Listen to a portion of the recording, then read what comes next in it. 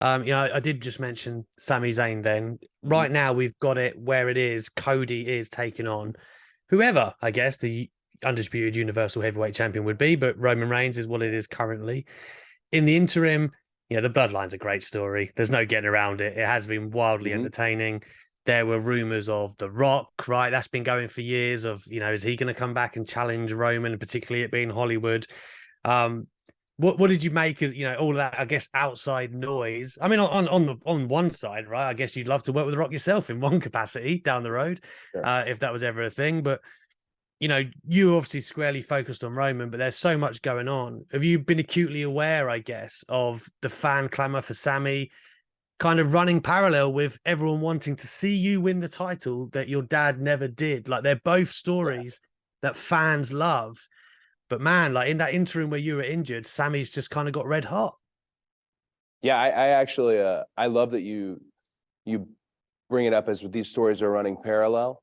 I think sometimes wrestling fans might think it's got to be one, it's got to be the Mm. other. Whereas I subscribe, and I'm not in charge. I'm not.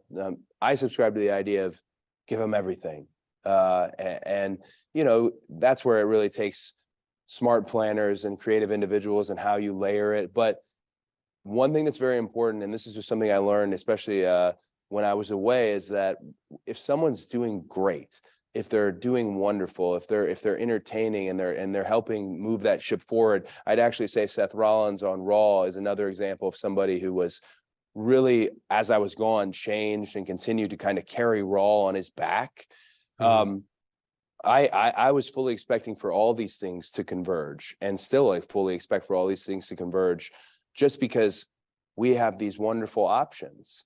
And with all the respect in the world to one of the GOATs, The Rock, it looks like the options that we have here within the roster are even better because of the stories that are happening. One story about finishing something that happened in 1978, 7 years before I was even born, and wrapping that up. Another story about, the tragedy of being welcomed into the bloodline, and then as you saw, what unfolds.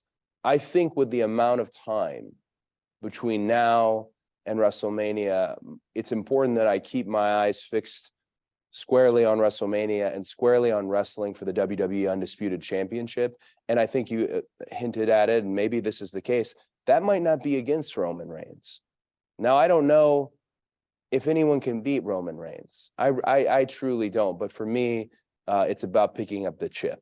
I love melodrama. I love the heaviness in these stories that develop in our industry. But I'm very simply a man who is looking for a belt, looking for a championship title belt, the most important one in our world, the biggest in all, not even within the WWE bubble, in all the bubbles, and being the first to say, as a Rhodes did it, and it wasn't Dusty Rhodes, and it wasn't Dustin Rhodes, it was Cody Rhodes. I do not play a character.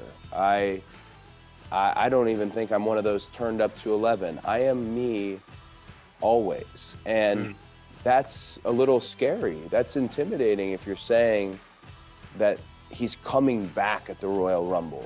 I'm coming back at the Royal Rumble and everybody needs to get off the mountain, or whatever it is that I said. Really, you're putting yourself in a situation where you best deliver.